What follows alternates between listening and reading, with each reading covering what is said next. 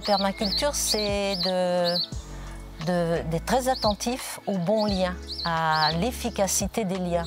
Et là, c'était les liens, évidemment, entre la maison et le jardin. Donc l'idée, c'était de capter l'eau, par exemple, du toit, pour pouvoir la réserver et l'utiliser pour les arrosages, qui sont de plus en plus nécessaires. Mais aussi de recycler tous les effluents possibles. Parce qu'effectivement, on peut toujours faire plus, toujours mieux. Mais ce qui était très facile à recycler, c'était déjà tous les déchets organiques.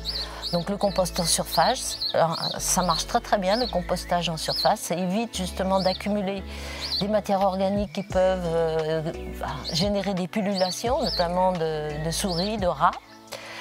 Ensuite, recycler l'urine. C'est très facile de recycler l'urine. C'est un excellent engrais, je dirais, azoté, un engrais flash pour le printemps. Tous les effluents, ça peut être aussi les déchets des copeaux de bois, donc les déchets de l'atelier de mon mari qui est ébéniste. Donc ces copeaux, je les pré-composte dans mes allées. Donc un élément, plusieurs fonctions, ça me permet d'avoir des allées agréables, propres. J'ai pas de la terre sur mes souliers comme j'ai cherché un brin de persil.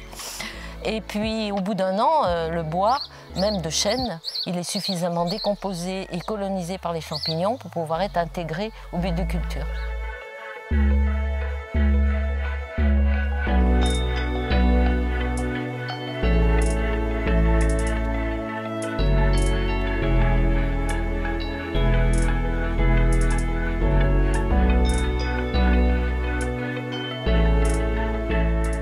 Tout le monde aussi connaît la consoude maintenant. C'est une plante totalement multifonction. Vous voyez les bourdons là qui s'activent sur ces corolles. Mais c'est une plante qui produit énormément de biomasse. Moi je cultive la consoude un peu partout où je ne peux pas mettre autre chose. En général, elle se débrouille très bien. Intégrer l'animal dans un tout petit jardin, celui-ci fait que 400 mètres carrés finalement, c'est pas toujours évident. Un des rares élevages qu'on peut intégrer dans un tout petit système, c'est l'élevage de poules pondeuses. Alors on a 2 poules de race ancienne et élevées dans un parc amovible, ce qui permet de ne pas détruire totalement le couvert végétal de la pelouse.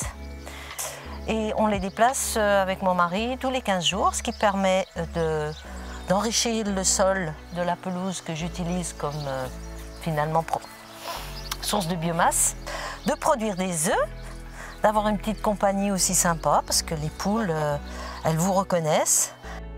L'idée, c'est d'être autonome aussi pour la fertilité du sol, produire la biomasse qui va permettre au sol de garder sa fertilité. Dans le jardin, on voit très bien les allées qui sont régulièrement tondues, qui sont bien vertes, et puis des zones intermédiaires qui sont un peu brunes, parce que je viens de faucher l'herbe et elle n'a pas encore repoussé.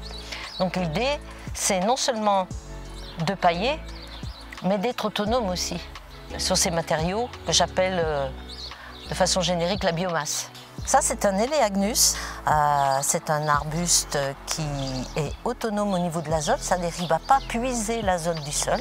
Il est capable d'héberger dans ses racines des bactéries qui captent l'azote de l'air et donc échange avec l'arbuste azote contre sucre, le sucre étant produit par la photosynthèse, et qui produit énormément de biomasse, en l'occurrence des brins très droits, qui vont très très bien dans mon broyeur.